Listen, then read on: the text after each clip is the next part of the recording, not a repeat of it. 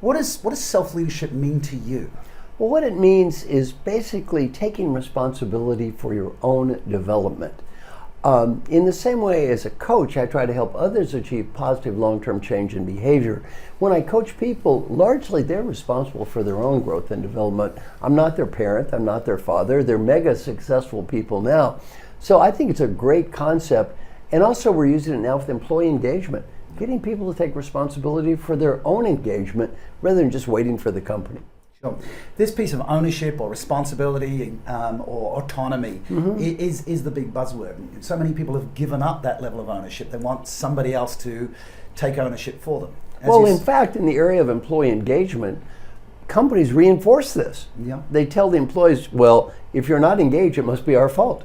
Yep. Almost 100% of the talk on employee engagement is what can the company do to engage you. With almost 0% you have any responsibility for your own life. So I love what you're doing. Thank you very much. And I love what you're doing because that concept of ownership is key to coaching. I mean, I've heard you speak many times. I'm always inspired by your speeches. And you very much say that you can't coach somebody that doesn't want to be coached, right? Exactly. I tell my clients, I don't get paid if you don't get better, and I don't get paid because I'm a good coach. Yeah. I get paid because you're a fantastic client. Don't make it all about me. Exactly. So what do you think the leverage point is for people to take ownership? I mean, is it some people either have ownership and they don't, or is there a transformation to say, I need to claim back my level of ownership? Well, I'm a great believer in confidential feedback. So when I coach people, they get confidential feedback on how they're perceived by their direct reports, by their peers, perhaps their board members. And then I sit down, go over the report with them and say, all right, look in the mirror. Yep. Now, if you love everything you see, there's no use hiring me here. We're wasting time. On the other hand, are there areas where you think you can do better and the company agrees it would be great for you to improve? If so, then we have something to do. We do.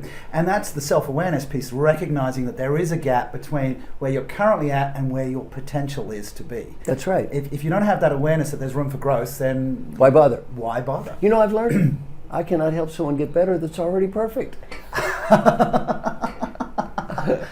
So you work a lot with senior leaders, and I've heard you say many times, don't get addicted to too much winning. Right. Could you just expand on that for me, please? Well, any human, or in fact any animal, will replicate behavior that's followed by positive reinforcement. The more successful we become, the more positive reinforcement we get, and the more we replicate the same behaviors. When you're growing up, you're taking test after test after test after test after test.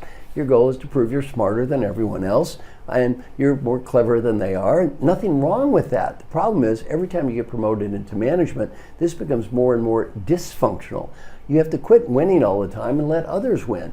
And I'm not meaning you shouldn't win important things. What I mean is, don't win small, trivial points. Don't prove you're smarter than everyone around you. Don't be that smartest person in the room. Be surrounded by the smartest people in the room.